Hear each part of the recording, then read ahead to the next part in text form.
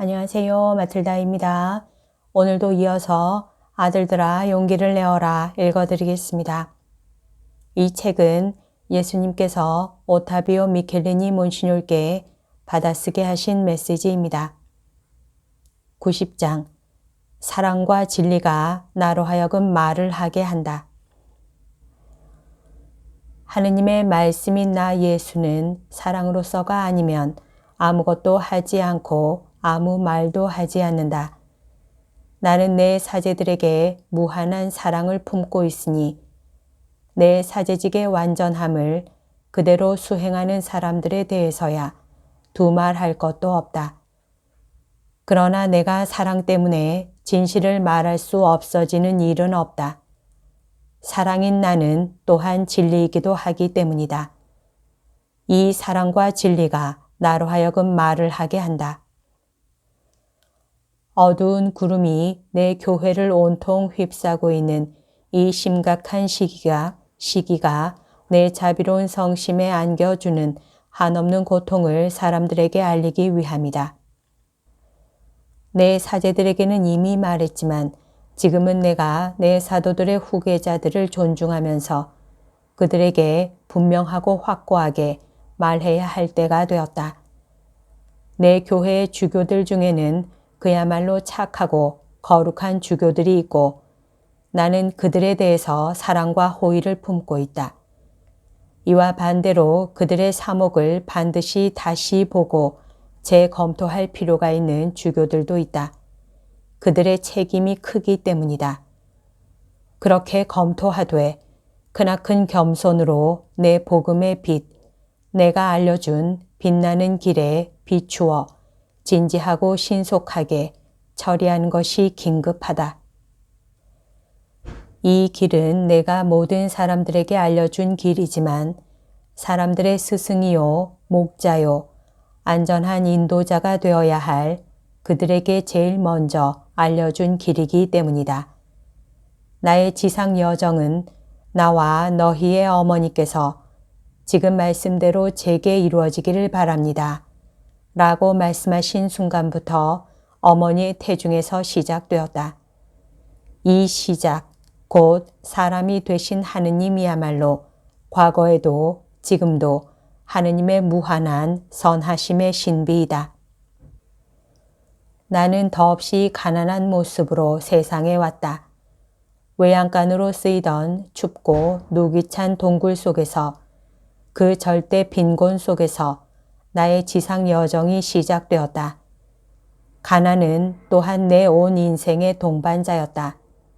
노동하고 기도하고 죽음에 이르기까지 순종하는 것이 내가 걸은 길이었다.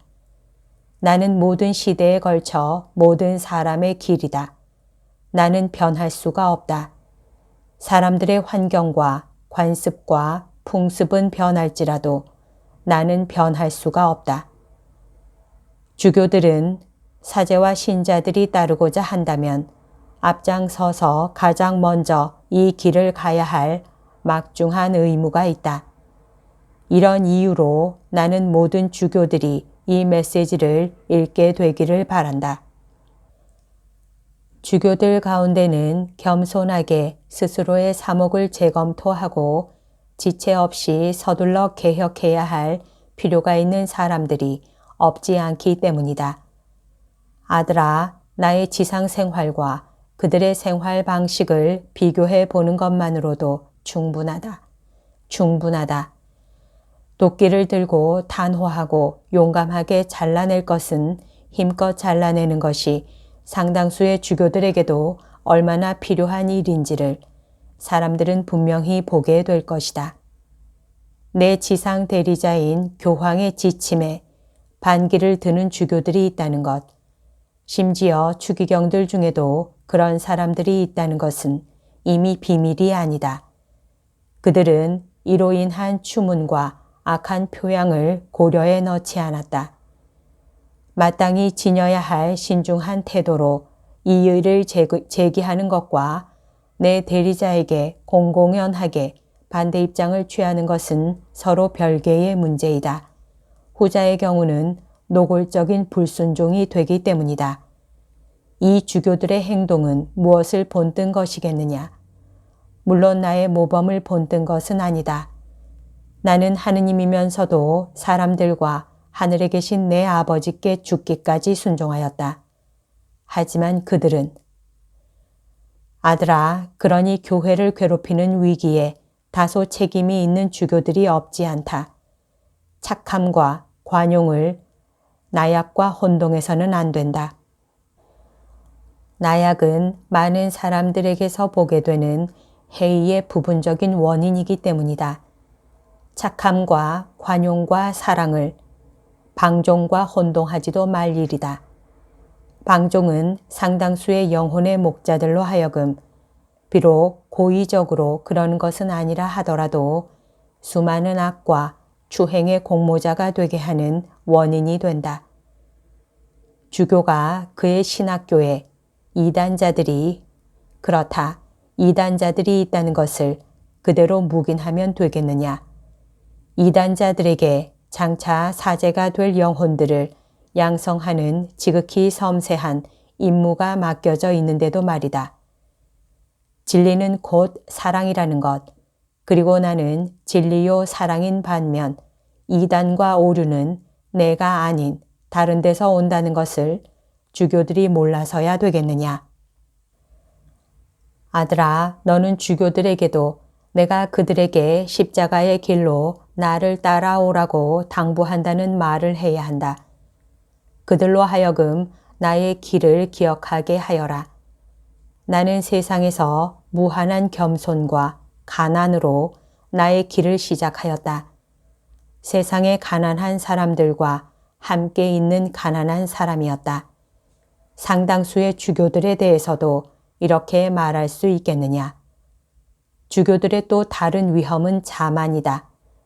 내 대리자인 교황도 전혀 결함이 없는 완전성의 은혜는 받지 못했지만 뭇 민족들의 스승으로서 나의 가르침인 교리의 수탁자 자격으로 무류성을 받았다. 그러나 주교들은 개별적으로 무류성의 은혜를 받는 것이 아니라 오직 교황과 일치해 있을 때만 교황이 지닌 이 은혜를 나누어 받게 되고 여기에 참여하게 된다. 일부 주교와 추기경들은 이 점을 잊어버렸기 때문에 내 신비체에 큰 고통을 초래하는 것이다. 나는 내 사도들의 후계자들 모두가 착한 사람이 되기를 바란다. 더욱이 그들 모두가 힘차고 영웅적이고 너그럽고 용감한 성덕으로 거룩한 사람이 되기를 바란다. 그런 사람들이 되지 않고서야 어떻게 사나운 이리들로부터 양떼를 지켜줄 일을 할 수 있겠느냐. 주교는 기수이다. 그런즉 모든 사람들보다 앞서 가야 한다. 무서운 문제가 있는데도 많은 주교들이 이에 대하여 의무를 소홀히 하는 중대한 잘못을 범하고 있으니 내가 어떻게 입을 다물고 있겠느냐. 사실 사탄과 모든 악의 세력들이 나의 속량을 받은 영혼들을 함정에 빠뜨리고 더럽히고 휩쓸고 지배하기 위하여 자행하는 무서운 파괴작용을 이해할 수 없는 사람은 없다. 평신도 그리스도인들보다 사제들은 더욱 잘 알 수 있고 하물며 주교들이야 말할 것도 없다. 사탄은 인간을 멸망으로 이끄는 물질주의의 화신이 되어 그리스도교 세계와 비그리스도교계에 어디서든지 수없이 많은 영혼들 안에서 신앙을 흐리게 했을 뿐만 아니라 질식시켜 죽이기도 하였다. 이제 누구든지 알아야 할 것은 이 싸움에서 이기기 위해서는 외적인 성질의 기선을 잡기보다 내가 말과 모범으로 제시한 대로 앞장을 서는 것이 중요하다는 점이다. 아들아, 이 점에 대해서는 내가 사제들을 위해서 너에게 했던 말을 주교들에게도 되풀이한다. 그들은 번번이 시간을 낭비하고 이 싸움의 필수적인 수단들도 낭비하고 있다. 숱한 모임과 만남과 토론들이 논쟁과 분열의 동기로 변하곤 한 경우가 많았으니 말이다. 그들은 식사를 하거나 토론을 하기 위해서 자주 모이지만 기도를 하기 위해서 모이는 일은 드물다. 사탄과 악의 세력들과 싸워 이기려면 기도하고 속죄해야 한다. 그런데 속죄하는 사람은 얼마 되지 않고 기도를 제대로 바치는 사람도 얼마 되지 않는다. 내적이고 외적인 극기, 그리고 속죄. 하지만 오늘날 견진성사를 받은 내 군사들을 이 싸움을 위해 훈련시키는 사람이 과연 있느냐? 게다가 원수가 있다는 것, 원수야말로 가장 무서운 실제라는 것, 이 원수를 이기려면 결정적인 무기로 이를테면 묵주기도로 싸워야 한다는 것을 말할 수 있는 용기도 없다면 공격용 무기로서 오늘날 묵주기도만큼 무시무시한 무기는 없는 것이다. 영혼들 안에서 사탄이 벌이는 파괴 활동을 제한하기 위해서 과거의 성체회와 매괴회와 여러 신심단체 및 효과적인 다른 단체들을 새로우면서도 그만큼 효과도 있는 형태로 대치하여 시기적절하게 대비하지 않았던 주교와 사제들은 이를 소홀히 한 중대한 책임을 져야 한다. 이 큰 결함을 보충하기 위하여 여러 기도단체와 다른 새로운 단체들을 아직도 서둘러 동원하지 않는 까닭이 무엇이냐? 여기서 말하는 새로운 단체란 성체의 버퇴 같은 것으로서 사람들이 청하기만 하면 내가 그 시작 방법도 제시해 줄 것이 아니냐. 내가 사용하였고 사도들에게 건네주기도 했던 무기들을 가지고 있지 않으면 결코 사탄을 쳐 이길 수 없는 것이다. 방어와 공격의 작전 계획을 짜면서 그 안에 무기의 현대화 계획을 넣지 않는 사령관이 있겠느냐. 그런데 내 교회에서는 그렇게 하지 않았다.